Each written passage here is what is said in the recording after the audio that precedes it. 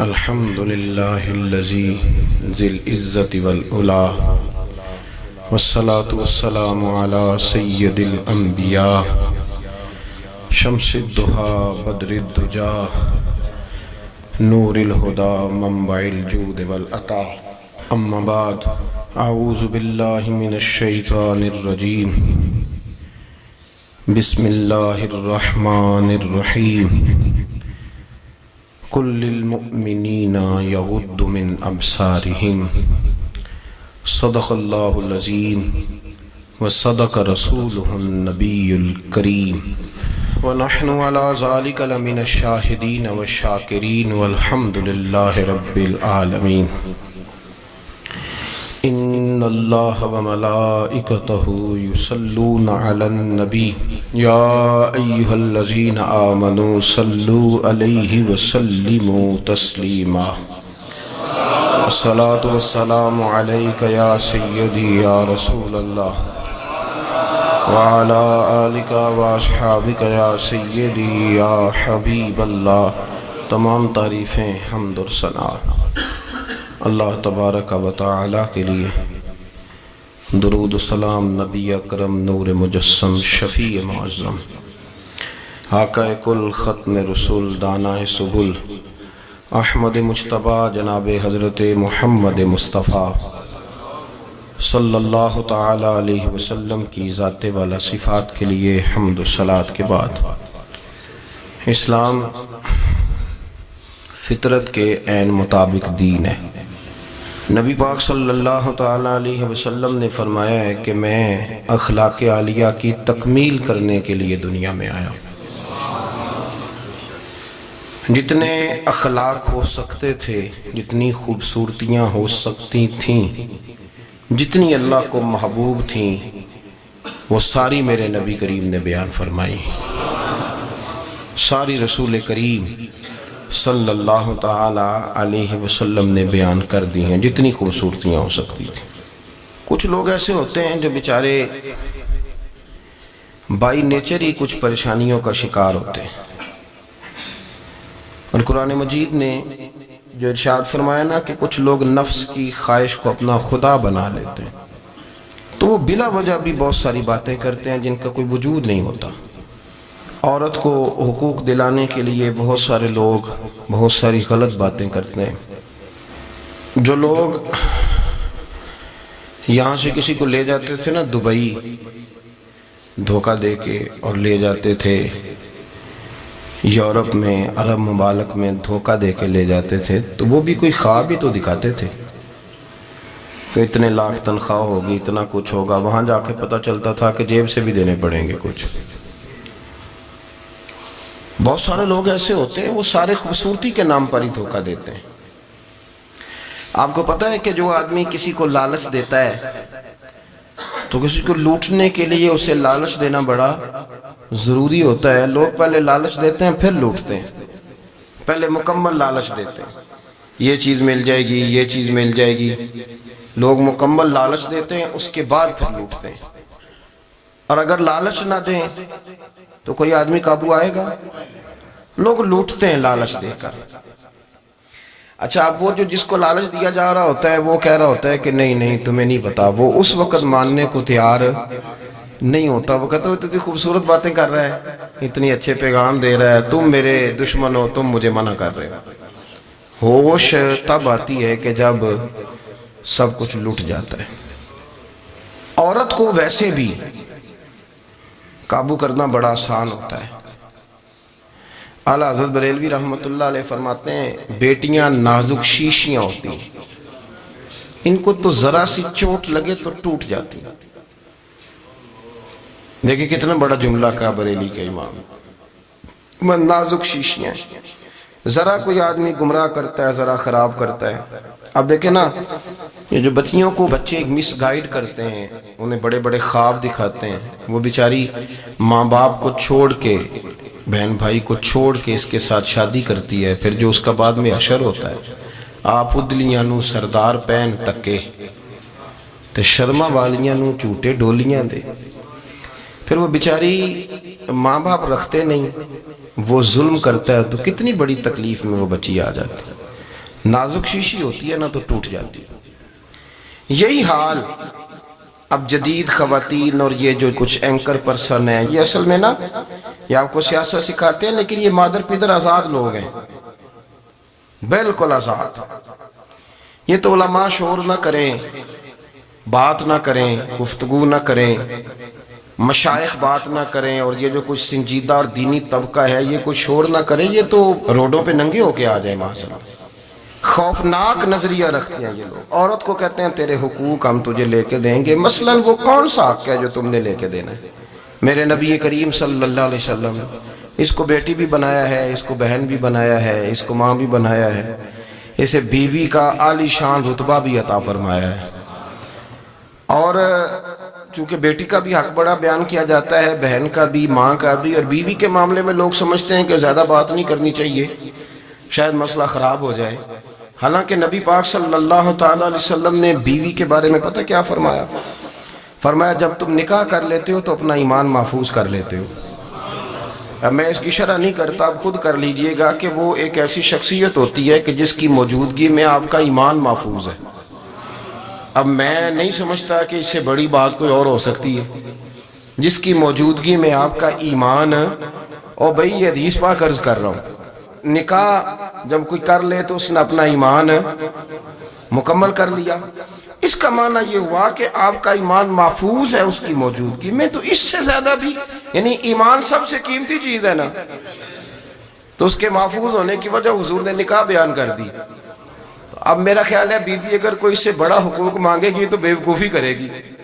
اتنا بڑا درجہ نبی کریم نے اسے عطا کر دیا، اتنا بڑا مقام دے دیا کہ تو خامد کے ایمان کے محفوظ ہونے کا ذریعہ بن گئی ہے. عورت کو جو حقوق رسول کریم صلی اللہ تعالی علیہ وسلم نے عطا فرمائے، نبی پاک نے جو حقوق دیے. دیکھیں نا، حضرت عبداللہ ابن عمر رضی اللہ تعالیٰ عنہ کی اہلیہ بیمار تھی تو جلدی جلدی سے وہ آئے. تو جب بہت جلدی ہو، سفر بڑا شدید تھا، تو آپ نے جلدی سے نماز ادا کی، جلدی سے چلے. آپ کے خادم کہنے لگے حضور خیریت ہے؟ فرمایا میری بیوی بیمار ہے. تو اس نے عرض کی حضور آپ کی اہلیہ بیمار ہے. تو آپ نے نماز بھی جلدی سے پڑھی، سفر بھی جلدی جلدی کیا. تو فرمانے لگے یہ وہ چیزیں ہیں جو ہمیں مدینے والے رسول نے سکھائی ہیں. آپ اس کیفیات کو سمجھیں کہ حضور صلی اللہ علیہ وسلم نے درس دیا. اور پھر ایک اور بہت بڑی بات، یہ فضیلت کسی اور کو نہیں دی. جو عورت کو حضور نے فضیلت دی، یہ فضیلت کسی اور کو نہیں دی. کبھی حضور نے فرمایا کہ تمہارا ابا تمہارے ساتھ بہت سخت رویہ کرے تو تم نے اس کو اس سختی پر داد دینی ہے. فرمایا چلو اگر وہ زیادتی بھی کرے تو تم نے اس کے ساتھ سلوک اچھا ہی کرنا ہے. لیکن آپ ایک بات کو سمجھے نا کہ بچے کے بارے میں، بیٹے کے بارے میں، بیٹی کے بارے میں فرمایا 10 سال کے ہو کے نماز نہ پڑھیں تو سختی کرو، تمہارا ڈنڈا بھی لٹکنا چاہیے. بہت ساری جگہوں پہ بہت سارے لوگوں کے لیے سختی کا حکم دیا، لیکن عورت کے لیے حضور نے جو جملے کہے، اصل میں ہم سمجھتے ہیں کہ یہ ایک بات ہے، مشہور ہو گئی ہے روایت حدیث، تو بس اس کے پس منظر پر اور جملوں کے حسن پر شاید معاذ اللہ غور کرنے کی ضرورت نہیں. ذرا اس لفظ کی تاثیر پر غور کریں. حضور نے فرمایا عورت ٹیڑھی پسلی سے پیدا کی گئی ہے، یہ ٹیڑھی ہے، کو سیدھا کرنے کی کوشش کرو گے تو ٹوٹ جائے گی. تو حضور پھر ہمارے لیے حکم کیا ہے؟ فرمایا جیسی ہے تم اسی کے ساتھ نبھا کرو. آپ سمجھیں کہ اتنا محفوظ حضور نے درجہ دے دیا بی بی کو، اتنا محفوظ کہ فرمایا غلطی بھی ہو تو میرے غلاموں تم اس کے ساتھ نبھا کرو، گزارا کر لو. کو کیا اور حق چاہیے عورت کو، جس کو اس کی غلطیوں سمیت نبی پاک نے قبول کرنے کا حکم دے کہ اس کی کمزوریوں سمیت قبول کر لو. اب اس کو اور کیا، کوئی کمزوریوں سمیت قبول کرتا ہے؟ کبھی آپ دکان پہ بیٹھے ہو تو آپ کہیں بھی اس میں یہ بھی غلطی، میرے مال میں یہ بھی کمزوری ہے، یہ بھی کمزوری ہے، یہ بھی کمزوری ہے، تو کر لے قبول. کرتا ہے کوئی؟ کوئی شخص ایسا ہو جو کسی چیز کی کمزوریاں بیان کر کے کہیں سے قبول کرو؟ پر رسول کریم صلی اللہ تعالی علیہ وسلم نے نا ہمیں سبق دیا، حضور نے ہمیں درس دیا، نبی پاک نے ہمیں پیغام دی.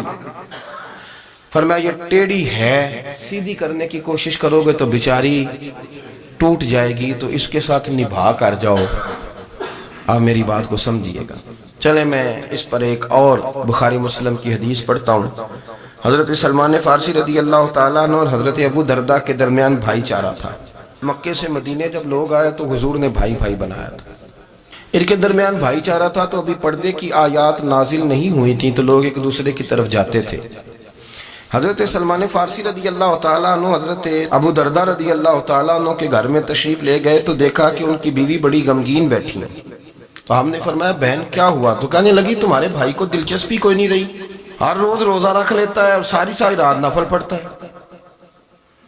حضرت سلمان فارسی کہنے لگے ٹھیک ہے کر لیتے ہیں بندوبست. نماز دین ہے کہ نہیں؟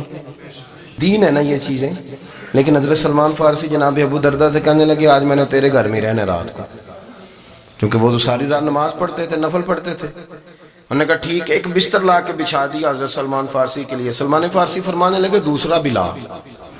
کہا وہ کیا کرنا ہے؟ فرمانے لگے تو نے بھی سونا ہے، میں نے بھی سونا ہے، تو نے بھی سونا ہے. عشاء پڑھیں گے اور پھر دونوں سوئیں گے. کہا میں نے تو نماز پڑھنی ہے. فرمایا تہجد کے وقت اٹھ کے پڑھیں گے، اللہ کے رسول بھی رات آخری حصے میں جا کے نماز پڑھتے ہیں. ادھر ساتھ سلا لیا. وہ تھوڑی کو دیر سوئے، اب عادت تھی ساری رات اٹھنے کی. ذرا اٹھنے لگے بستر سے تو حضرت سلمان فارسی فرمایا چپ کر کے سو جا، وہ بڑی رات پڑی ہوئی، چپ کر کے سو جا. وہ لیٹ گئے، پھر اٹھنے لگے تو فرمایا سو جا چپ کر کے، بڑا ٹائم ہے. سحری کے وقت اٹھے، نفل پڑھے. ان کا ارادہ تھا روزہ رکھنے کا تو فرمانے لگے کل رکھا تھا نا نفلی روزہ؟ جی رکھا تھا. پرسوں بھی رکھا تھا ترسوں بھی رکھا تھا. فرمایا آج نہیں رکھنا، آج میں تیرا مہمان ہوں، سارا دن کٹھے مل کے روٹیاں کھائیں گے، آج نہیں روزہ رکھنا. سلا دیا.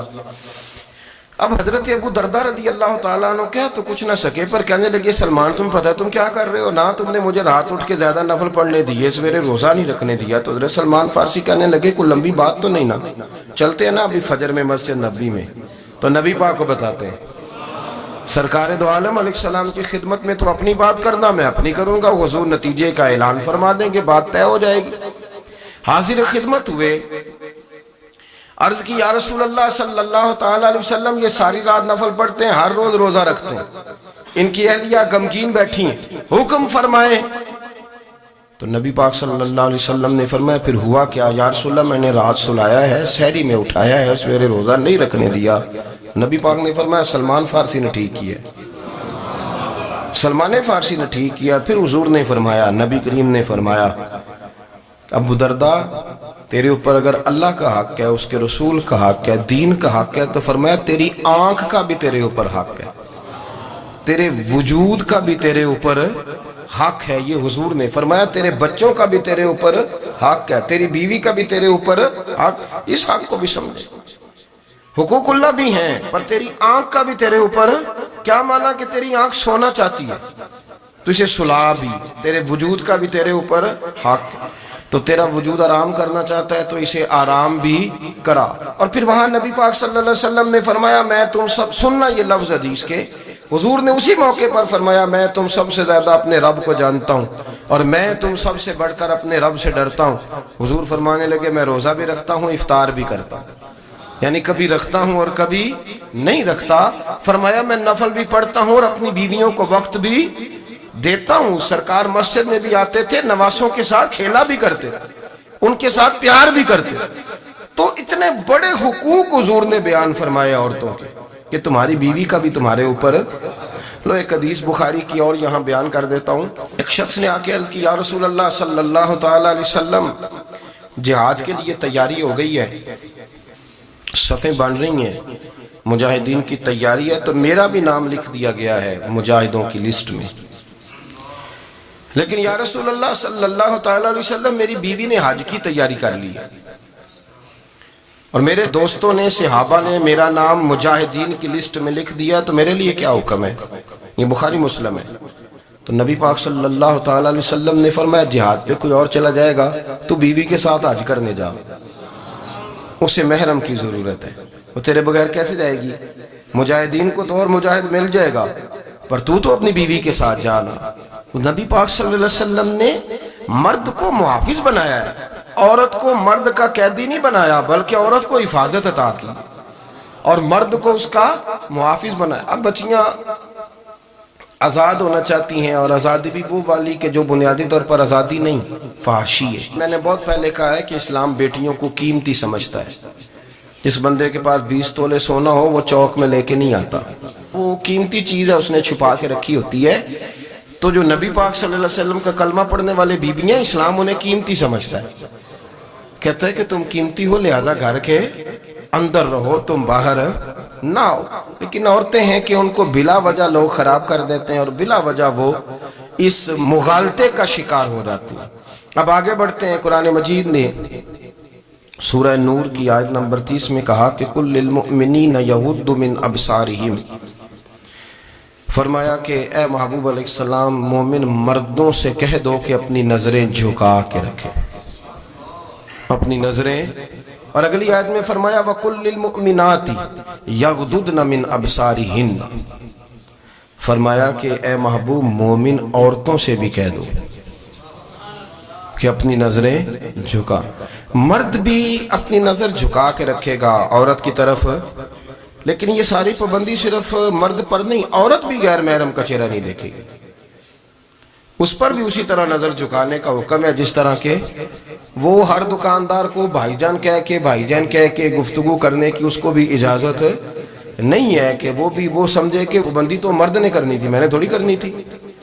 وہ جس کے پاس جائے، جہاں بھی جائے، ڈاکٹر کے پاس جائے، باہر جائے، تو وہ جس طرح مرضی اس کا دل چاہے وہ بات چیت کرے، اس کی عورت کو بھی اجازت اسلام نہیں دیتا۔ بنیادی طور پہ اسلام شرم و حیا کا دین ہے، حیا کی بات کرتا ہے۔ حیا کی جب ہم تعریف کرتے ہیں تو حیا کی تعریف یہ ہے کہ کوئی کبھی چیز دیکھ کے نا تو آپ کی طبیعت میں کراہت محسوس ہو، آپ کوئی غلط جملہ منہ سے نکالتے ہوئے ذرا جھجکیں، آپ کوئی غلط بات کرتے ہوئے تھوڑا بوجھ محسوس کریں۔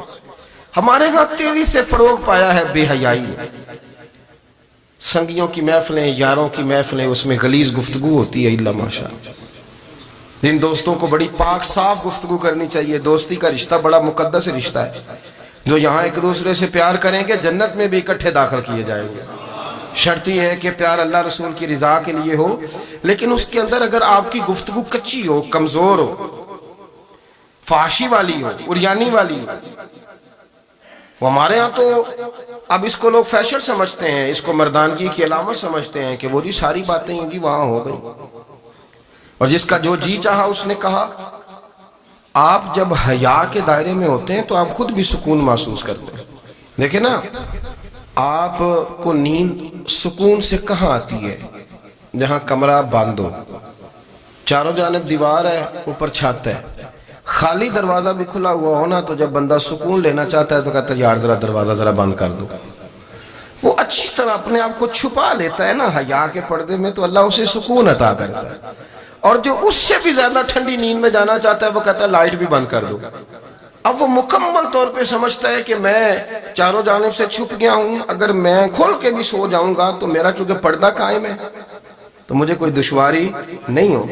آپ جب چھپ جاتے ہیں، جب آپ حیا کے اندر سمٹ جاتے ہیں، جب آپ چادر کے اندر آ جاتے ہیں تو آپ بہت ساری جگہوں پہ آسانی محسوس کرتے ہیں۔ تو حیا تو آپ کو سکون دیتی ہے، حیا تو دل کو راحت دیتی ہے۔ میں بڑی ذمہ داری سے بات عرض کرتا ہوں، قرآن مجید نے نا ایک مقام پہ مذاق کو، ایک مزاح ہوتا ہے خوش طبی، وہ نہیں مذاق اڑانا، قرآن پاک نے نا مذاق کو ایک جگہ پہ جاہلوں کا طریقہ بھی قرار دیا۔ بنی اسرائیل کے لوگوں سے حضرت موسیٰ نے کہا کہ گائے ذبح کرو اور ایک ٹکڑا مقتول کو مارو، زندہ ہو کے خود بتا دے گا مجھے کس بندے نے قتل کیا۔ تو کہنے لگے آپ ہمارے ساتھ مذاق کر رہے ہیں۔ تو قرآن مجید کہتا ہے کہ حضرت سیدنا موسیٰ علیہ السلام فرمانے لگے اعوذ باللہ ان اکون من الجاہلین، فرمانے لگے میں اللہ کی پناہ مانگتا ہوں کہ میں جاہلوں میں سے ہو جاؤں۔ یہ مذاق کرنا تو جاہلوں کا طریقہ ہے۔ اگر آپ کی زبان سے بے حیائی کا جملہ نکل گیا، اگر آپ کی زبان سے بے حیائی کا جملہ نکل گیا، آپ نے کہہ دیا کہ ہم آزاد لوگ ہیں، جو مرضی کریں گے، جو مرضی کہیں گے، جو ہمارا دل میں آئے گا کریں گے، تو پھر تو لوگ آپ کا وہ حشر کریں گے کہ آپ سے برداشت ہی نہیں ہوگا۔ جس کا لوگ مذاق بنا لیتے ہیں اور جو مذاق بن جاتا ہے پھر اسے کوئی جینے دیتا ہے۔ آپ حیا کی چادر میں چھپیں گے تو بچیں گے۔ اگر آپ نے اپنا مذاق بنوا لیا یہ کہہ کے کہ میں نے مرضی کرنی ہے، پھر یاد رکھنا چھپنے کو جگہ نہیں ملے گی، پھر تکلیف میں آ جائیں، پھر بہت بڑی اذیت کا شکار ہو جائیں۔ شرم و حیا، عرب کے اندر جو کنواری لڑکیاں تھیں ان میں بڑی حیا ہوتی تھی، الحمدللہ میں بڑے فخر سے کہتا ہوں کہ میرے پنجاب کی، میرے پاکستان کی بیٹیاں بھی 20 دفعہ ان کا ابا کہے تیری شادی کرنی ہے تو وہ آنکھ نہیں اٹھا پاتی آج بھی۔ یہ تو وہ چند لوگ ہیں جو کہتے ہیں ہم ہائی کلاس ہو گئے، ہمیں نہیں پتا کہ وہ روشن خیال ہو گئے ہیں کہ روغن خیال ہو گئے، پتہ نہیں کدھر چلے گئے۔ ورنہ ہماری بیٹیاں آج بھی جب ان سے ان کا باپ، ان کی ماں بات کرتی ہے تیری شادی کی، تو وہ تو شرم کے ساتھ پچھلے سے پچھلے کمرے میں چھپتی ہیں۔ یہ اللہ نے فضل کیا ہوا ہے اس ملت پر۔ تو عرب کی لڑکی بڑی حیا والی ہوتی تھی، اس سے کوئی بات کرنی پڑتی تھی تو 20 دفعہ بات کی جاتی، پھر بھی وہ عورت چھپتی پھرتی تھی۔ حضرت عائشہ صدیقہ رضی اللہ تعالیٰ عنہ فرمانے لگیں میرے نبی پاک صلی اللہ علیہ وسلم عرب کی کواری لڑکیوں سے بھی زیادہ حیا کرنے والے۔ قاضی اعجاز مالکی نے، شیخ عبدالحق محدث دہلوی نے، دیگر بزرگ جو سیرت نگار گزرے انہوں نے لکھا ہے کہ نبی پاک صلی اللہ علیہ وسلم کے اندر 100 مردوں سے زیادہ طاقت تھی، 100 مردوں سے زیادہ طاقت۔ اب جو بات کہنے لگا ہوں، جو نتیجہ دینے لگا ہوں، اس پر خاص توجہ آپ فرمائیں گے۔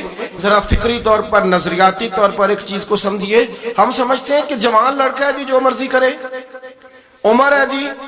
آپ ذرا بات پر غور کیجئے گا کہ حضور صلی اللہ علیہ وسلم میں طاقت 100 مردوں سے زیادہ ہے اور حیا کواری لڑکیوں سے بھی زیادہ ہے۔ ذرا اس بات کا تقابلی جائزہ کیجئے گا کہ طاقت 100 مرد سے زیادہ ہے لیکن حیا کواری لڑکی سے بھی زیادہ ہے۔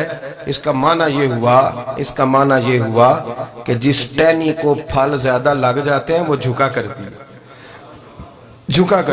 تو حیا تو حسن ہے، حیا تو آپ کو پاک صاف کرے گا، حیا تو آپ کو نرالا کرے گا، انوکھا کرے گا۔ وہ ہمارے ایک دانشور ہے، انہوں نے مضمون لکھا، کئی باتیں بڑی پسند آتی ہیں۔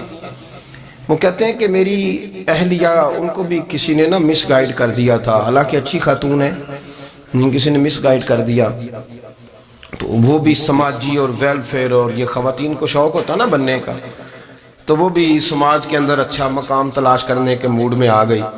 تو کئی ایک دن جانا تھا تو بڑی بن سور کے میرے ساتھ وہ گاڑی میں بیٹھ گئی۔ تو میں گاڑی میں، عورتوں کو یہ بھی مسئلہ ہوتا ہے نا کہ ہماری تعریف کرو، تو کئی دفعہ بعض مردوں بیچاروں کو جھوٹ بولنا پڑتا ہے، تو زبردستی کراتی ہیں نا جی۔ تو اس میں گنجائش بھی دی ہے شریعت نے گنجائش دی ہے کہ کبھی بیوی کو راضی کرنے کے لیے خلاف واقعہ بات کرنی پڑے تو کر لینی چاہیے، تو وہ کراتی بھی ہیں۔ 3 موقع پر خلاف واقعہ بات کرنے کی اجازت ہے، واقعہ کے خلاف بھی آپ بات کر سکتے ہیں۔ جنگ کے موقع پر 2 لوگوں کو صلح کرانے کے لیے اور بیوی کو راضی کرنے کے لیے کر لیں کوئی ایسی بات، بے شک اپنی طبیعت پہ جبر کر کے کر لیں، گنجائش ہے، اجازت ہے۔ تو وہ کہتے ہیں جب وہ گاڑی میں میرے ساتھ بیٹھی بن سور کے، تو وہ تقاضا کرنے لگی کہ میں نے بڑے اچھے کپڑے پہنے ہیں پر آپ نے توجہ نہیں کرائی۔ تو وہ سیانا بندہ تھا، وہ چاہ رہا تھا کہ میری خاتون سمجھ جائے۔ وہ کہتے ہیں مجھے پتا تھا کہ بیچاری مس گائیڈ ہو گئی ہے، دل کی بڑی اچھی ہے، سیانی ہے، لیکن اس کو کچھ خواتین نے، کچھ لوگوں نے مل کے اس کو ذہن غلط کر دیا ہے کہ سماج میں نکلو، باہر جاؤ، کام کرو، فلاں کرو، اپنی مرضی سے جیو۔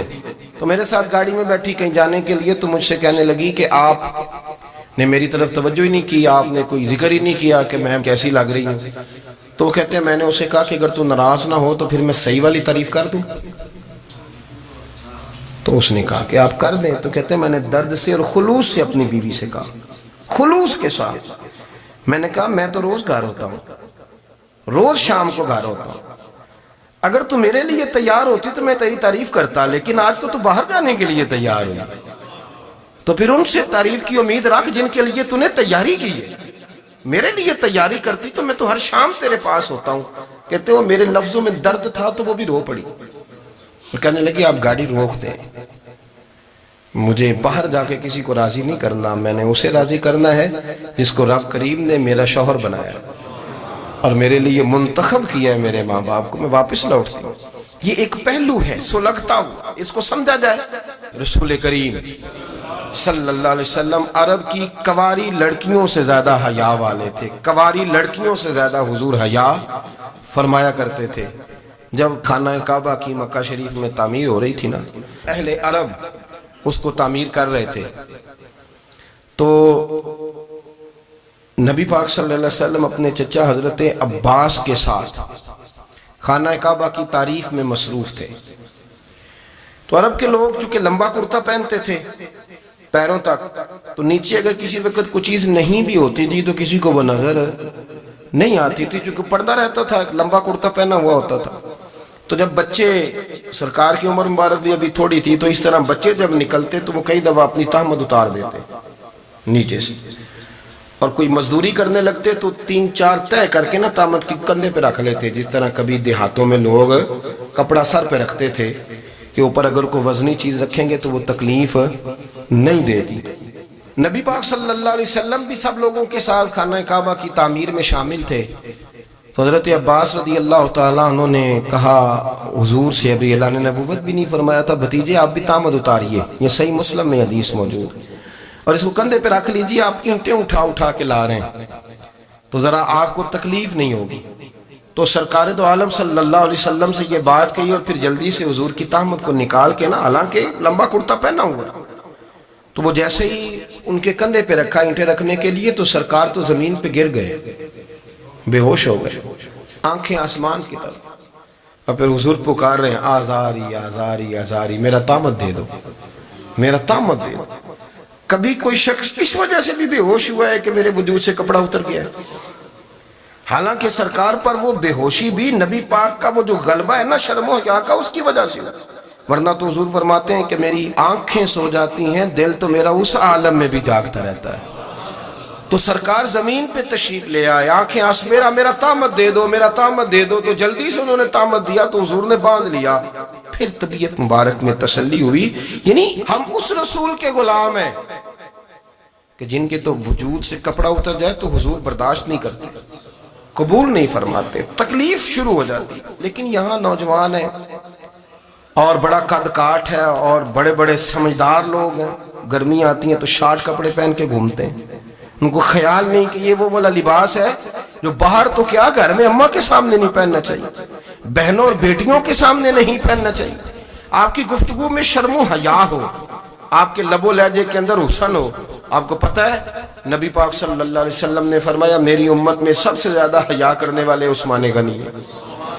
عثمان غنی سب سے زیادہ حیا کرنے والے. آپ فرمایا کرتے تھے جب سے حضور کا چہرہ دیکھا ہے میں نے کبھی اپنی شرمگاہ بھی نہیں دیکھی، میں نے آنکھوں کا وضو نہیں توڑا، اور جب سے حضور کے دست مبارک میں نے بیعت کے لیے سیدھا ہاتھ بڑھایا تو پھر سیدھا ہاتھ میں نے کبھی گندگی کو نہیں لگایا. حیات. آپ باتھ روم کے اندر بھی غسل فرماتے تھے تو کپڑوں سمیت کرتے تھے. کسی نے کہا حضرت واش روم کے اندر کیوں نہیں کپڑے اتارتے؟ آپ فرمانے لگے باہر بندوں سے حیا کرتا ہوں، اندر جاتا ہوں تو رب سے حیا نہیں شروع ہو جاتی، وہ تو دیکھ رہا ہے نا.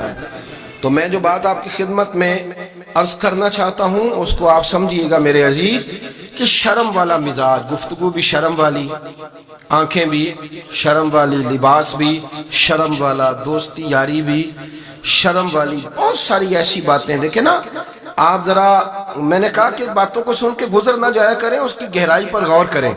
حضور علم کا سمندر ہے، سرکار سے زیادہ علم دنیا میں کسی کے پاس موجود نہیں ہے، اور صحابہ کو موقع ملا ہوا اس سمندر سے فیض لینے کا. لیکن ان کی حالت یہ ہے کہ حضرت علی المرتضیٰ فرماتے ہیں 14 دن گزر جاتے. حضور سے کوئی سوال پوچھنا ہوتا تھا پر میں شرم کے بارے نہیں پوچھ پاتا تھا. 14 دن بخاری شریف میں موجود ہے. ایک دن نبی پاک صلی اللہ علیہ وسلم نے پوچھا صحابہ سے کہ وہ کون سا درخت ہے جس کے پتے نہیں گرتے، اور وہ درخت اس طرح ہے جس طرح مومن ہوتا ہے، وہ درخت میرے مومن کی طرح بتاؤ. حضرت عبداللہ ابن عمر فرماتے مجھے پتا تھا کہ وہ کھجور کا درخت ہے، لیکن چونکہ ابو بکر صدیق بھی بیٹھے ہیں، عمر فاروق بھی بیٹھے ہیں، مولا علی بھی بیٹھے ہیں، عثمان غنی بھی بیٹھے ہیں، اتنے جید لوگ بیٹھے ہیں، تو مجھے حیا آتی تھی کہ میں کیوں جواب دوں. کہتے سرکار نے کئی دفعہ پوچھا، لوگوں نے کئی اور درخت بتائے، پر فرمایا تمہارا جواب درست نہیں ہے.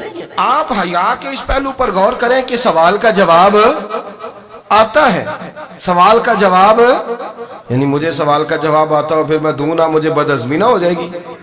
یہ کیسے ممکن ہے کہ میری رات گزر جائے، مجھے پتا بھی تھا اور میں نے بتایا نہیں. بہت سارے لوگ آ کے بہت ساری باتیں بتاتے ہیں، بہت ساری باتیں وہ سمجھاتے ہیں، تو ہم غور سے ان کا چہرہ دیکھنے لگ جاتے ہیں، کہتے ہیں یار اس کا تو دعویٰ تھا کہ میں سمجھ نہیں آتا ہوں، تو یہ تو ہمیں سمجھا رہا ہے، چلو الحمدللہ ہم سمجھنے کو تیار ہیں. لیکن میرے عزیز پتہ بھی ہے جواب کا، علم بھی ہے، لیکن فرماتے ہیں میری حیا نے مجھے اجازت نہ دی کہ میں جواب دوں۔ آپ فرماتے ہیں پھر حضور سے صحابہ نے عرض کی کہ یا رسول اللہ آپ ہی بتا دیں وہ درخت کون سا ہے، تو حضور نے فرمایا بھئی وہ کھجور کا درخت ہے۔ تو آپ فرماتے ہیں میں دل ہی دل میں کہہ رہا تھا کہ الحمدللہ میرا جواب درست ہے، حالانکہ میں نے جواب دیا ہی نہیں۔ تو لفظوں میں حیا، جملوں میں حیا، آنکھوں میں حیا، اٹھنے میں حیا، بیٹھنے میں حیا، چلنے میں حیا ایک خوبصورت حسن ہے۔ اور نبی پاک صلی اللہ علیہ وسلم نے فرمایا جب تو بے حیا ہو جائے نا پھر تو آزاد ہے، پھر تو جو مرضی کا، پھر تو جو۔ اس لیے بزرگ جب کسی کو بے حیا کہتے تھے نا، اللہ اکبر، اور جب کسی کو کہتے تھے نا یہ بے حیا ہے تو لوگ سمجھتے تھے کہ ہلکی سی بات کر دی، لیکن ان کا معنی یہ ہوتا تھا کہ بس بھئی اب اس کے ساتھ کوئی کلام کرنے کی ضرورت ہے، اس کو اب اصلاح کی ضرورت نہیں، یہ بے حیا ہے۔ کیا معنی؟ کہ اب یہ جو اس کے دل میں آئے گا وہ کرے گا، جو اس کی طبیعت چاہے گی وہ کرے گا، اب یہ کسی پہلو بھی قابو آنے کو تیار بے حیا ہو گیا۔ بے حیائی بہت بڑا عیب ہے، اور جو لوگ کہتے ہیں کہ ہمیں بالکل آزادی ہونی چاہیے، ہمارا اپنا جسم ہے تو ہماری اپنی مرضی چلے گی۔ ایک وزیر صاحب ہیں، پتہ نہیں میں ان کو جانتا تو نہیں، انہوں نے سینٹ میں تقریر کی ہے، میں نے ان کی بات سنی ہے، اس نے کہا نہیں نہیں بھائی جسم رب کا ہے تو مرضی بھی تو رب کریم کی چلے گی، اور مرضی بھی یہ مرضی بھی اللہ کی۔ یہ مجھے تھوڑا سا مسئلہ ہے جسم پر، کبھی کبھی مجھے کثرت سفر سے الرجی ہو جاتی ہے۔ میرے ساتھ لوگ نا دل سے پیار کرتے ہیں، شاید ہی کوئی اچھا ڈاکٹر ہو جس تک میرے سنگی مجھے لے کے نہ گئے ہوں، پر جسم اللہ کا ہے نا، مرضی بھی جب وہ چاہے گا صحت دے گا۔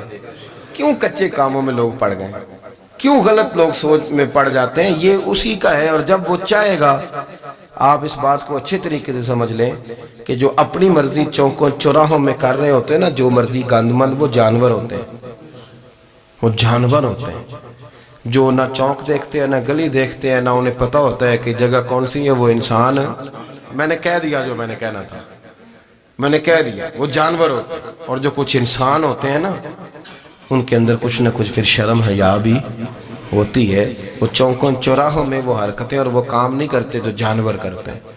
ان کے لیے بڑے پردے ہوتے ہیں، ان کے لیے بڑی باتیں ہوتی ہیں، ان کے لیے بڑا کچھ ہوتا ہے۔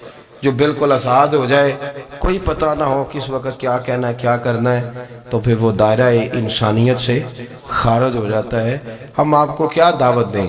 آپ تو وہ باتیں کر رہے ہیں جو اسلام کا انسانیت کے حق میں بھی ٹھیک نہیں، آپ تو وہ والی باتیں کر رہے ہیں جن کا انسانیت بھی تقاضا نہیں کرتی کہ یہ باتیں ہونی چاہیے۔